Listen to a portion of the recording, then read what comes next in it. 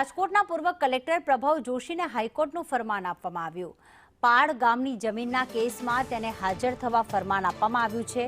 કોર્ટના હુકમનું મનસ્વી અર્થઘટન કરી કબજો લઈ લીધો હતો। 12 સર્વે નંબરની જમીન કબજે લઈ સરકારી જાહેર કરી હતી, ત્યારે 22 જાન્યુઆરી 2026ના રોજ તેને હાજર થવા માટે આદેશ કરવામાં આવ્યો છે। મયુર સોની અમારી સાથે જોડાઈ ગયા છે। મયુર, આખું જમીનનું કૌભાંડ કઈ રીતે આચરવામાં આવ્યું હતું? પ્રીતિ, રાજકોટના લોધિકા પાસે આવેલા પાળ ગામની ખેતીની જમીન મામલે હાઈકોર્ટનો એક હુકમ હતો ને તેનું મનસ્વી અર્થઘટન કરી જે 12 નંબરનો સર્વે છે તેની જમીન કબજે કરીને સરકારી જાહેર કરવામાં આવી હતી। ઉલ્લેખનીય છે કે આ મામલે હાઈકોર્ટની અંદર પિટિશન દાખલ કરવામાં આવી હતી અને હાઈકોર્ટ દ્વારા હવે આગામી 22 જાન્યુઆરી 2026ના રોજ તત્કાલીન કલેક્ટર પ્રભાવ જોશી અને સાથે જોડાયેલા જેટલા પણ અધિકારીઓ છે તેને હાઈકોર્ટની અંદર હાજર રહેવા માટેની નોટિસ ઇસ્યુ કરવામાં આવી છે।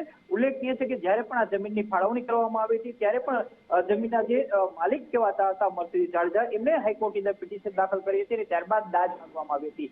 આ મામલે હાઈકોર્ટે પોતાનો જે ચુકાદો છે તે આપ્યો છે અને તેની અંદર રાજકોટના પૂર્વ કલેક્ટર પ્રભાવ જોશી છે તેમને તમામ વિગતો સાથે હાજર રહેવા માટે આગામી 22 જાન્યુઆરીએ તાકીદ કરી છે।